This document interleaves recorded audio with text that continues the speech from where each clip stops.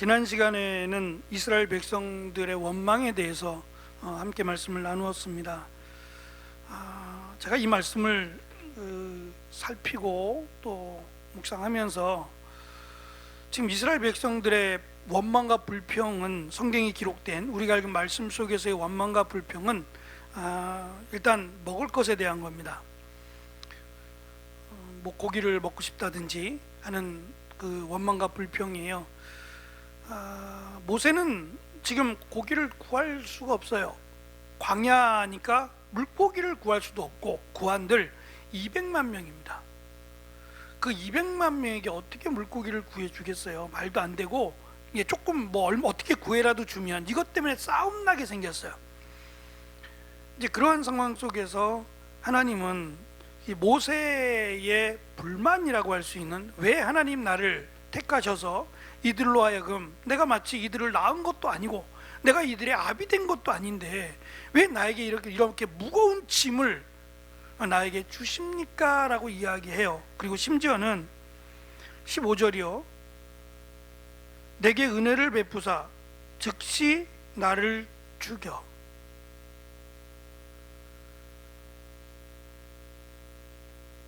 그러면 하나님이 죽여도 할 말 없는 거죠. 그렇게 해달라고 했으니까 하나님이 죽여도 할 말 없는 거 아니에요. 근데 제가 신앙생활 하면서 너무 힘들고 고통스러워서 하나님을 원망하고 불평하는 일이 왜 없겠어요? 근데 그 원망하고 불평하고 심지어 이렇게 모세처럼 하나님 나를 그냥 차라리 거두어 달라고, 나를 그냥 좀 그만 거두어 가게 하시라고 응답하셨을까요? 안 하셨을까요? 그런 간구를 해서도 안 되지만, 그런 간구를 한다고 하나님이 그 간구를 들어주시겠냐 말이에요. 우리가 하는 기도가 100% 하나님 마음에 맞겠어요? 때로는 어리석은 기도도 있단 말입니다. 그런데 하나님은 그것을 걸러서 우리에게 정말 좋은 것을 주시는 하나님이심을 오늘 말씀 가운데 가르쳐 주시고, 무엇보다 지금 출애굽한 지 2년이 넘었어요. 그 2년이 넘는 기간 동안 출애굽해서부터 시작해서 얼마나 많은 기적들을 봐왔어요. 특별히 모세는 그 역사의 현장에 있었어요. 모세의 지팡이가 뭐 특별해요? 근데 지팡이를 내밀면 바다가 갈라지고, 지팡이를 치면 반석에서 물이 나오고, 그럼 이 지팡이가 뭔가 능력이 있는 거예요? 그건 누구보다 모세가 잘 알아요. 자기가 늘 사용하던,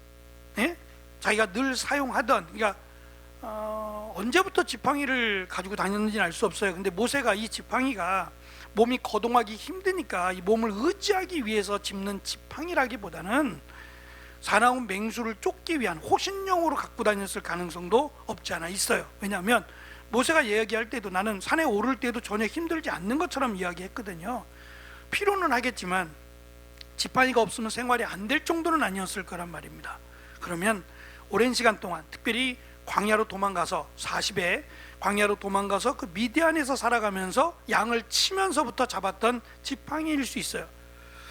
물론 이 지팡이가 40년을 썼다라고 말할 수는 없어요.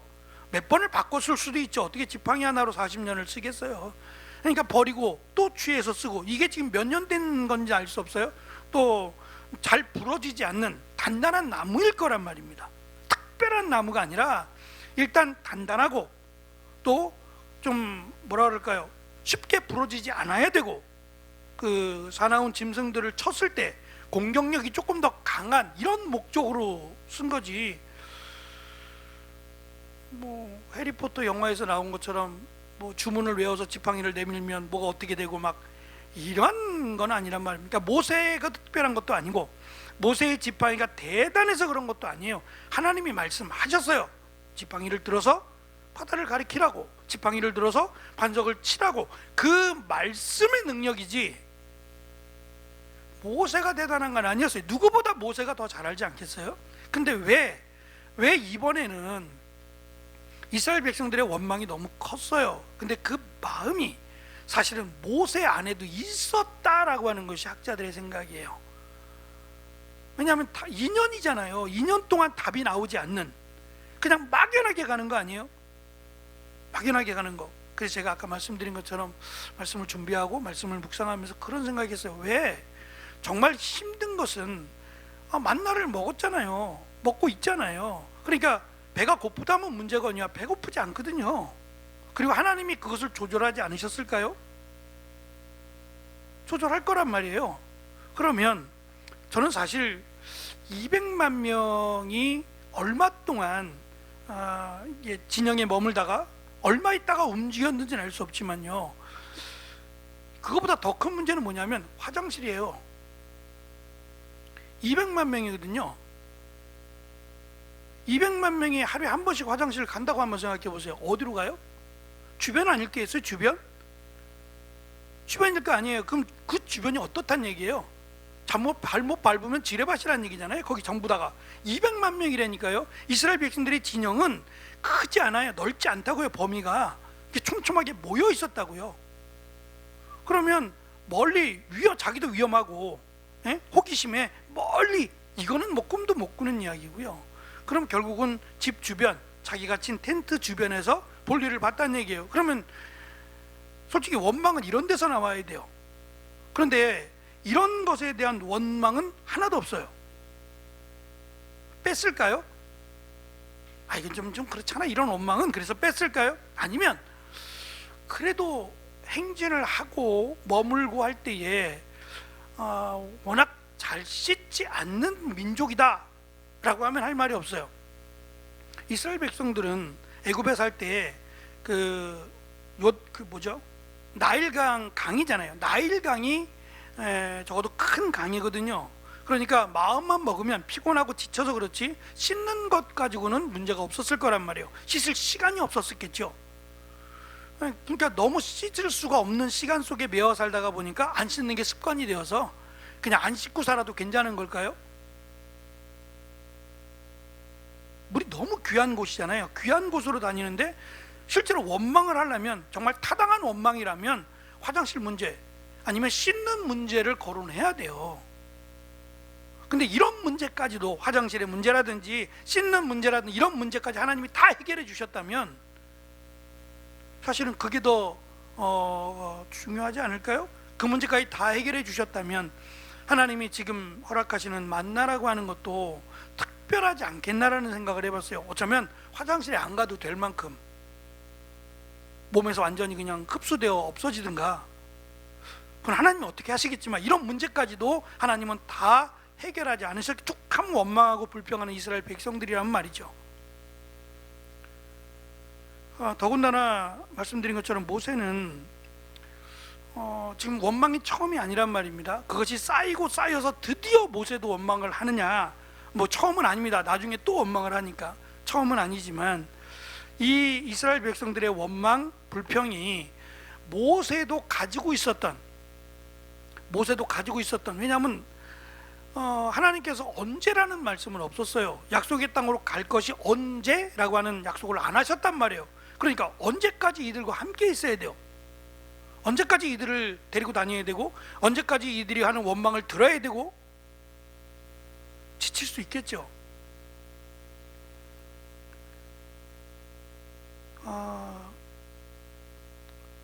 저랑 같이 지금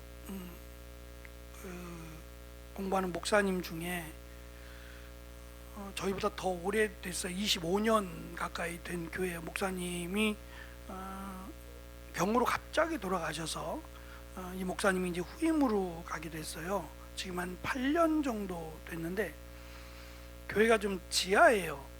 조금 많이 지하인데 들어가 보면 교회는 되게 넓어요. 한 60평 이상 되는, 기둥도 없고, 그러니까 굉장히 크고 좋은데 지하라고 하는 특성을 벗어날 수 없는 거예요. 그러니까 꼬맹이들, 주일학교에 엄마 따라온 꼬맹이들이 자꾸 이렇게 긁는 거예요.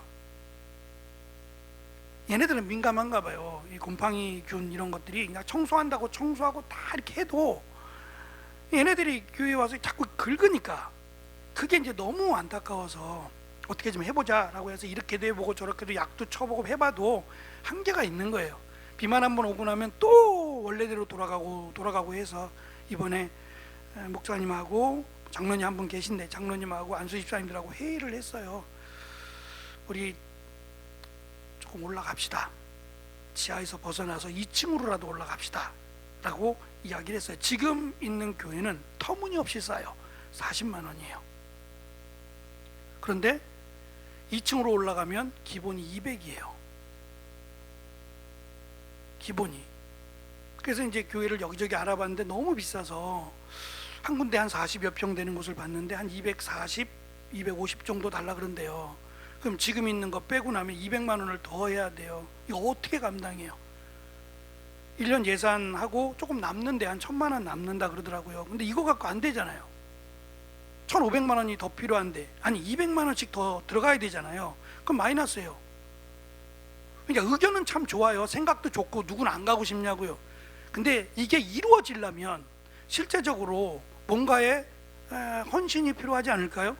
그래서 목사님, 그러면 성도들하고 충분히 의논을 하시고 건축원금을 하세요. 방법이 없잖아요. 교회에서 지출은 하되 교회가 다 지출하고 하나도 안 쓸 거예요. 여유는 좀 있어야 될 거 아니겠어요. 그러니까 목사님 건축원금을 작정하게 하시고 목사님이 잘 이야기를 하셔서 이게 가능한 건지 한번 얘기를 해보세요 라고 했어요. 혼자만의 결정도 안 되고 같이 가야 되는 거잖아요. 교회는 목사 거예요? 이거 아니잖아요. 하나님께서 맡기신 일이지. 그러니까 같이 협력해서 같이 의논하고 가장 좋은 방향으로, 조금 더 싼 곳이 있다면 조금 더 알아보고 싼 곳으로 가고 해서라도 의견을 모아야 됩니다 라고 이야기를 했어요. 지금 모세가 하나님 앞에서 원망할 게 아니라 뭘 해야 되죠? 기도했어야 되죠. 원망이 아니라 기적은 하나님이 다 행하셨으니까 하나님 앞에 기도하면 돼요. 하나님 도와주세요 라고 하면 하나님이 이제껏 모세의 기도를 외면하시지 않았잖아요. 그리고 이 기도가 모세 개인을 위한 기도가 아니잖아요. 하나님의 뜻을 구하는 기도예요. 어떻게 하면 좋겠습니까? 근데 결국은 그들이 원하는 것을 얻어요. 얻는데 33절로 잠깐 가보세요. 이 고기 때문에 죽어요. 고기 때문에 죽어요. 33절, 34절 같이 읽어볼게요. 시작. 고기가 아직 이 사이에 있어 씹히기 전에 여호와께서 백성에게 대하여 진노하사 심히 큰 재앙으로 치셨으므로 그곳 이름을 기브옷 핫다라 칭하였으니 탐욕을 낸 백성을 거기 장사함이었더라. 결국은 이것 때문에, 이것 자체가, 그러니까 고기를 달라고 하는 것 자체가 그들에게 당연한 요구가 아니에요. 당연한 요구가 아니라 하나님이 보실 때는 탐욕으로 보신 거예요. 탐욕으로. 근데 그 탐욕의 끝이 뭐냐면 죽음이에요. 그러니까 어떠한 탐욕이었느냐, 더 빼앗으려고 하고 더 가지려고 하고 또 자기들 마음대로 먹으려고 하고, 이거는 생 거잖아요. 만나고는 달라요. 만나고 다르다고. 이건 살아있는 생물이라고요. 메추라기라고 하는 새니까. 근데 이것에 대해서 하나님의 말씀대로 오늘 말씀해 보면 뭐라고 말씀하시냐면,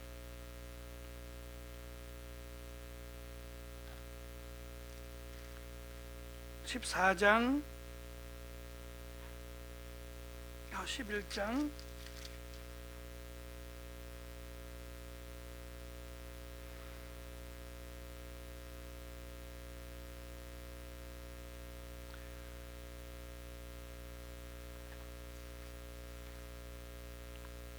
18절입니다. 같이 읽어볼게요. 18절. 하나님이 이제 고기를 주실 텐데 그 전에 해야 될 일이에요. 18절, 11장 18절입니다. 시작.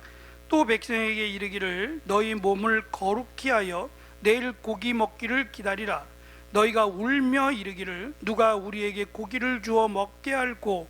애굽에 있을 때에 우리에게 재미있었다 하는 말이 여호와께 들렸으므로 여호와께서 너에게 고기를 주어 먹게 하실 것이라. 이거 생으로 먹을 수 없거든요. 피를 다 빼야죠. 피를 다 빼야 되고 익혀야 돼요. 이걸 누가 해요? 누가 해요? 이거 각자가 하는 거예요. 자기가 먹을. 이건 제물이 아니에요. 제사가 아니기 때문에 내가 먹을 거니까 피채 먹을 수 없잖아요. 그러니까 피를 다 빼야 될 것이고 거기에 들어있는 내장이나 이런 거 못 먹어요. 털도 다 뽑아야 될 것이고.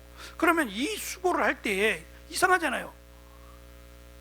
고기를 구워 먹던 아니 고기를 요리하든지 간에 옷을 목욕을 하고 옷을 깨끗하게 입고 라고 하는 얘기는 제사 드릴 때의, 하나님 앞에 제사 드릴 때의 모습이란 말이에요. 하나님께 제사 드리기 전에 나를 정결하게 하고 그리고 하나님 앞에 나아가는 건데, 이건 음식을 먹을 건데, 메추라기를 받아서 요리하고 음식을 먹을 건데 왜 이렇게 하시냔 말이에요. 그러니까 그들에게 가르쳐 주신 것은 이 음식 자체가 의미하는 것이 어쨌든 죽어야 되는 거예요. 새가 죽어야 된다고요. 죽어야 먹을 수 있다라는 것도 가르쳐 주시고, 살아있는 것을 먹을 때는 그냥 아무렇게나, 보통 우리가 뭐 고기를 굽는다 그러면 버릴 옷을 좀 입어야 돼요. 기름이 막 옷에 튀니까. 그러지 않겠어요? 고기를 좀 구워 먹든 뭐 어떻게 먹든 간에 뭐 피도 지금 튀게 생겼고 이러면 편한 복장으로 갈아입어야 돼요. 버린다고 생각하고 하든지 더러워질 걸 생각하고 옷을 입어야 되는데 지금 그 내용이 아니잖아요. 오히려 제단 앞에 하나님 제물을 드리는 것과 같이 거룩하게 하고 씻고 이렇게 말씀하신다는 거예요. 그러니까 이 지금 하나님이 주시는 고기라고 하는 개념은 제물에 관련된 하나님의 말씀이다라고도 우리가 이해할 수 있어요. 앞에 1페이지 보시면 모세가 하는 말이에요. 세 가지로 지금 불평을 합니다. 첫째는, 하나님, 제가 얼마나 큰 죄를 지었기에 이렇게 무거운 짐을 주십니까? 무거운 짐. 저는 사실 반대로 모세가 좋았겠다. 모세가 좋았겠다. 저만 그렇게 생각하나요? 80된 미디안에서 양치는 모세를 불러다가 하나님이 이렇게 세우셨잖아요. 그것도 약속의 땅으로 인도하신다고 하는 이 일을 맡기셨는데 이게 짐이에요? 힘든 건 힘들지 않다는 게 아니에요. 힘들지 않다는 게 아니라 이게 무거운 짐으로만 여겨지는 거냐고요. 일만 보지 마시고, 일만 볼 것이 아니라 하나님이 나를 택해서, 부족하고 정말 보잘것없는데 하나님이 나를 택해서 하나님의 약속의 땅으로 나를 이스라엘 백성들을 인도하는 일에 나를 사용하신다고 하면 기쁘지 않으세요? 저는 기뻐야 된다고 생각하거든요. 감사해야 된다고 생각을 해요. 얼마 전에 제가 이제 카페에서, 네이버 카페 뭐 글은 별로 달지 않는데 옛날 글인데 그걸 읽고서 평택에서 어느 목사님 오셨다 그랬잖아요. 나이가 지금 68세인가? 오셨다 그랬잖아요. 순복음은 은퇴가 좀 뭐 그냥 안 해도 되고, 뭐 75세, 뭐 80세 막 그렇게 얘기하시더라고요. 은퇴 안 할 생각인 것 같아. 근데 은퇴 안 하고 싶다가 안 해요? 몸이 안 되면 못 하는 거죠. 그게 언제까지 그렇게 할 수 있을 거라고 생각하세요? 그건 아니거든요. 그러니까 아름답게 은퇴하는 게 저는 좋다고 생각해요. 근데 저는 어쨌든 이분이 68세인데 이분이 말씀을 좀 어떻게 하면 하나님 말씀대로 가르칠까라고 하는 그 마음이 너무 귀했어요. 저도 솔직히 68세에 그 마음을 가져야 되는데라고 생각을 하죠. 예? 타성에 붙지 않기를, 쉽게 생각하지 않기를 그렇게 생각을 하고 다짐을 하지만 68세 된 분이 하나님의 말씀을 정말 가르치고 제대로 가르치고 싶다라는 많은 마음으로 평택에서 여기까지 온다는 게 쉬운 일이 아닐 거예요. 그러니까 얼마나 감사하고, 내가 사장님이었다가 이거 다 때려치고 목사가 됐다는 것이 얼마나 감사하겠냐 말이에요.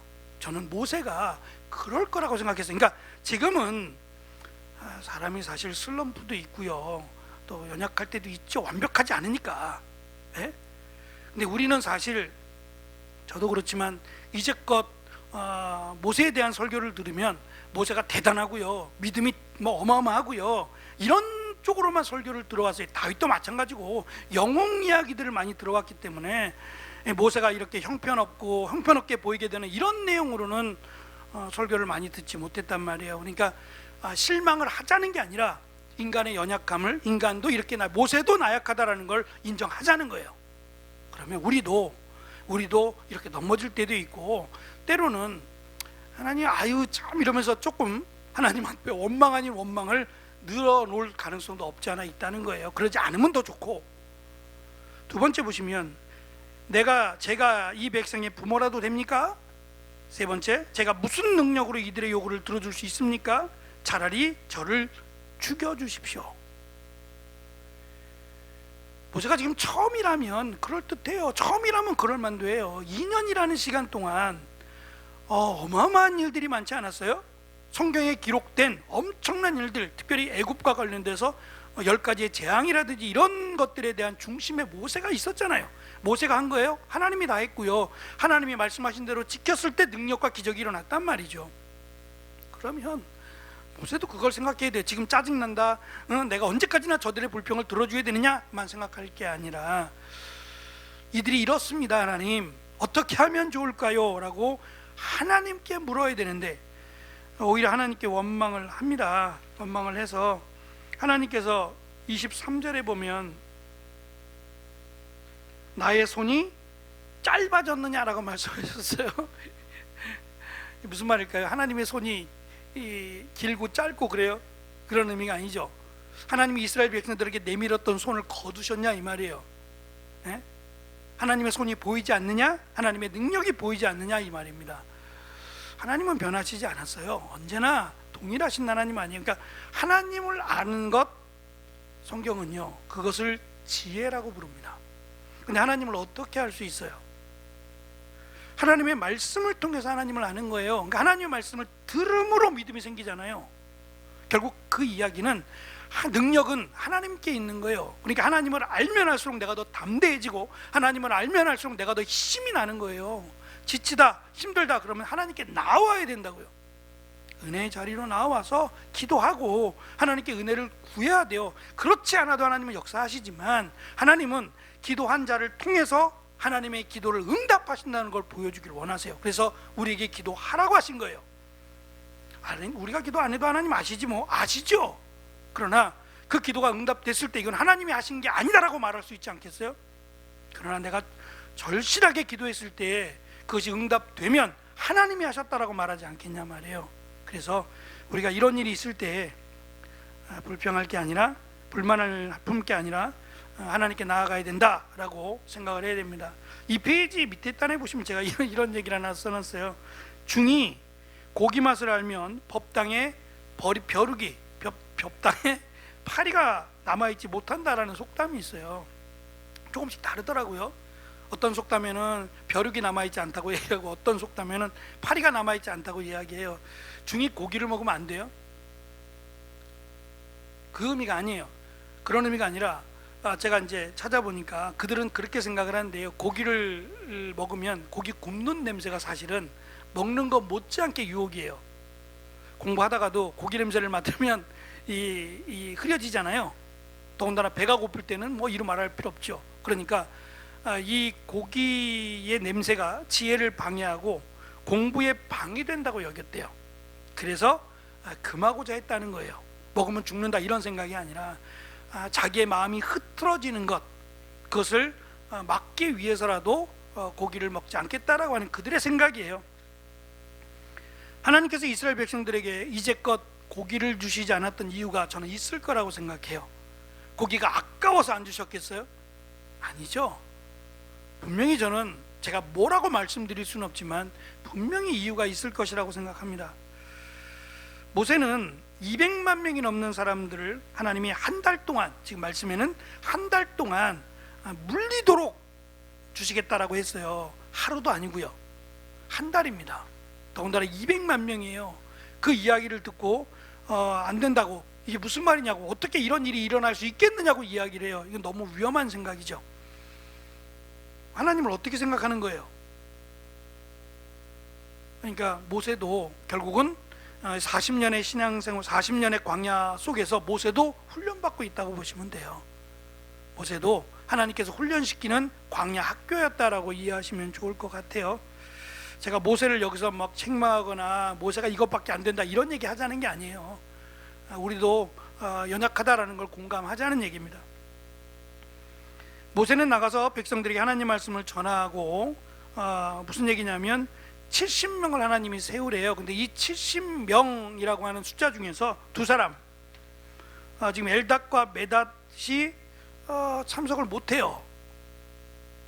어떤 이유인지 모르겠어요. 참석을 했어야 되는데, 특히 이제 성막 주변으로, 70명이니까 성막 주변으로 쭉 둘러라 그랬어요. 왜냐하면 들어가면 안 되니까.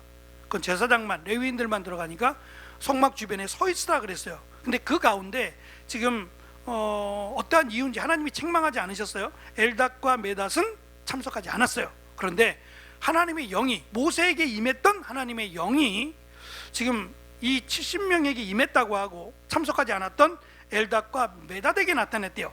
그 나타났다라고 하는 증거가 뭐냐면 예언이라는 거예요. 근데 그 예언이 계속된 게 아니라 잠깐요, 잠깐. 그러니까 모세에게 임했던 하나님의 영이라고 하는, 우리 성경에는 하나님의 신이라고 돼 있어요. 이게 좀 바뀌거든요, 나중에. 하나님의 영이라고 해야 돼요. 근데 이 영이 성령은 아닐 거예요. 의미가 다르니까. 그죠? 성령은 계시지만 여기서의 영이라고 하는 것은, 성령은 우리 안에 예수 그리스도를 믿는 자들에게 임재하시는 하나님이에요.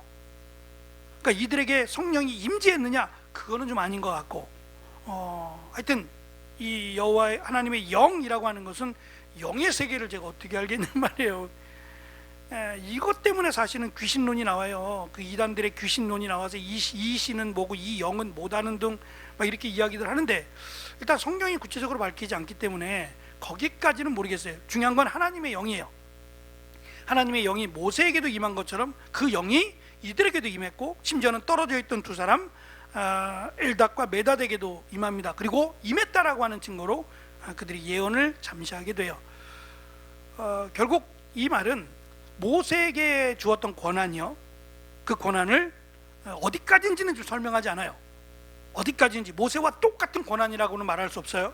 그러나 적어도 그들에게, 모세가 지금 힘들다고 하니까, 혼자 이걸 어떻게 감당하느냐고 하니까, 예전에 이드로, 장인 이드로가 와서 모세가 혼자 재판하니까 이거 어떻게 다 하려고 그러냐고 나누라고 해가지고 나누어 준 적이 있죠. 그것처럼 하나님께서 이제는 모세 혼자가 아니라 다른 70명 장로들 70명에게도 그 일을 감당할 수 있도록, 이들을 다스리고 이들을 그 왕으로서가 아니라 대표자로서, 리더로서 권한을 주셨다는 거예요. 이 얘기를 누구로부터 들었어요. 그리고 이제 모세의 종이었던 여호수아가 모세를 찾아갑니다. 뭐라고 얘기했냐면, 모세 선생님, 이건 아닌 것 같아요. 왜냐하면 모세 선생님이 있을 때 여호와의 영이 임한 거는 그렇다고 치고, 모세 선생님이 계시지 않는 곳에도 지금 두 사람이 여호와의 영이 임했고 그들이 예언을 했습니다. 그러면 이들이 모세와 상관없이 독자적인 권한으로 일할 가능성이 있습니다. 자기들 마음대로 모세 필요 없다라고 하고, 그러니 저들에게 예언하지 말도록 제재를 가하셔야 됩니다 라고 이야기를 해요. 그러자 모세가 말을 합니다. 29절에 보면, 내가 나를 위하여 시기하느냐? 여호와께서는 모든 백성에게 다 하나님의 영을 주시기를 원하여 그들을 선지자가 되게 하시기를 원한다 그랬어요. 이 말대로 하면 대단한 고백이죠. 이제 포기하고 싶다, 난 그만하고 싶고 다른 사람에게 좀 이 일을 맡겨달라, 그런 의미가 아니었을 거예요. 그렇다면 모세의 깨달음이 있었던 것 같아요. 이 70명을 통해서 하나님이 모세에게 임했던 영이라고 하는 것을 그들에게 주었고, 그들이 예언을 함이 하나님께서 주신 은혜임을 모세가 봤단 말이죠. 그러면 모세도 그것 때문에라도 깨달음이 있었던 것 같아요. 맨 마지막에 제가 이 말을 했습니다. 인간이 하나님의 영을 조종할 수 없어요. 다시 말하면 우리 안에 계신 성령은 하나님이시거든요. 성부 하나님, 성자 하나님, 성령 하나님이잖아요. 믿으시죠? 이거를 제가 그럴싸하게 설명할 방법이 없어요. 솔직히 세 분이신데 한 분이세요? 이거는 인간의 지혜로는 설명할 수 없어요. 정말 하나님의 속성이고 하나님에게만 있는 겁니다. 그러니까 세 분 다 하나님이시잖아요. 근데 한 분 하나님이시고, 그냥 믿으세요. 이거 뭐 설명은 제가 못해서가 아니라 할 수 없어요. 네? 네, 감사해요 권사님. 그 하나님이 예수 그리스도를 믿음으로 내 안에 오셨어요. 그래서 내가 예수 그리스도를 믿는다고 하는 증인이 되어 주신다 그랬어요. 보혜사 성령이라고 말씀하시면서 얘는 진짜 예수님을 믿는 애야 라고 하는 증인이 성령님이 하신다는 거예요. 이게 가장 정확하겠죠. 근데 그 성령님을 내가 나오세요, 성령님 이거 좀 해주세요, 이렇게 할 수 있냔 말이에요. 절대 안 되는 겁니다. 그러니까 온누리교회 이분은 교수님인데 뭐 잘못 배웠어요. 누구 탓이라고 말할 수 없는데 하여튼 이 장로님이 그 성령에 관한 책을 참 많이 썼어요. 집회도 많이 했고요. 많은 사람들이 갔어요. 근데 거기서 공개적으로, 유튜브도 보면 나와요, 공개적으로 성령이여 오소서, 저들에게 임하소서, 자기가 막 부려요. 귀신이에요? 근데 그걸 듣고 또 아멘이래. 예? 성령이 나갔다 들어왔다 그래요? 우리 안에 계신 성령이, 예? 내가 좀 잘못하면 나가셨다가 내가 또 주여 주여 부르짖고 기도하면 또 들어오셨다가 그래요? 그러지 않아요. 내가 정말 예수 그리스도를 메시아로 믿으면 성령은 내 안에 내주하시는 거예요. 거하신다고요. 그러니까 내가 만약에 가짜로 그랬다면 임하지 않으세요. 내 안에 거하지 않으신다고요. 근데 정말 예수님을 믿으면 내 안에 성령이 임하시고요, 내가 예수 그리스도를 온전히 믿도록 말할 수 없는 탄식으로 기도하세요. 그리고 나보다 더 큰 은혜와 능력으로 나를 도우시는 분이라고요. 근데 그걸 내가 마치 부릴 수 있는 것처럼 결단코 그릴 수 없어요. 하나님을 부릴 수 있어요? 큰일 날 얘기죠. 마찬가지예요. 성령님도 하나님이시기 때문에 내가 성령의 인도함을 받는다라면 모를까. 근데 그 인도함이라는 것은 결국은 말씀이에요. 하나님의 말씀에 근거해서 살아가는 것, 그것이 성령 하나님이 우리에게 원하시는 게 아니겠어요? 그러니까 여기서 지금 임했다라고 하는 영은 내 마음대로 누구에게 주고 또 빼앗아오고 할 수 있는 그런 게 아니라는 거예요. 다만 이것이 어떠한 역할을 했는지에 대해서 나중에 사울이 죽기 전에 그에게 영이 임해요. 하나님의 영이 임해서 그도 예언을 잠깐 한 적이 있어요. 기억나세요? 그래서 사울이 선지자였나? 라고 하는 말이 들렸다 그랬잖아요. 그러니까 그때는 잠깐 그에게 임해서 무언가를 가르쳐 주셨다고 말씀을 드렸어요. 그러니까 영구적인 게 아니고 잠깐 동안 사울에게 임했던 거예요. 사울 맞죠? 사울에게 임했던 거예요. 그러니까 여기서도 우리가 무엇라고 딱 말할 수는 없어요. 다만 이걸 성령으로 말하기는 그렇다는 거예요. 성령 하나님으로 말할 수는 없다라는 점이고, 구체적으로 영에 대해서, 하나님의 신 또 하나님의 영에 대해서 구체적으로 말씀드릴 건 없고요. 어쨌든 그것을 통해서 하나님이 세웠다라고 하는 권위를 세워주신 거예요. 예언을 통해서도 그렇고. 그래서 모세가 하는 일, 모세만이 아니라 지금 이들도 모세가 같이 협력해서, 같이 합력해서 지금 이스라엘 백성들을 잘 이끌어갈 수 있도록 서로 의논하고 서로 조율을 해서 이스라엘 백성들이 원하는 것이 있으면 그것을 서로 논의하고 상의하라는 거예요. 무조건 다 하나님 앞에 간구하고 원망하고 불평할 것이 아니라, 이제 그 본보기로 고기를 씹기도 전에 이에 고기가 껴서 그거를 다 씹기도 전에 죽었잖아요. 어떠한 사건인지는 명확하지 않지만 결국은 탐욕이 불러온 결과거든요. 그러니까 하나님은 그들에게 광야라고 하는 그 장소를 통해서 하나님을 가르쳐 주시기를 원하시고 하나님의 백성으로서의 삶을 가르쳐 주기를 원하세요. 그러니까 우리가 이 땅에서 하나님의 자녀로, 하나님 나라의 백성으로 살아가기를 원하시는 거죠. 그 훈련을 우리는 이 땅에서 하고 있는 겁니다. 근데 우리는 그것보다는 세상에 너무 관심이 많아요. 세상에 너무 관심이 많아서 정말 중요한 이것은 놓치고 세상에만 매여서 이거에 따라 좋아했다가 슬퍼했다가 그러지 않기를. 그래서 하나님이 분명히 도우실 것을 믿고 말씀대로 살아가면 인도하신다라고 약속을 하나님이 하셨으니까 그 믿음으로 하나님 앞에 기도함으로 또 찬송드림으로 나아가는 저와 여러분이 되기를 간절히 축원합니다. 기도하겠습니다. 주님,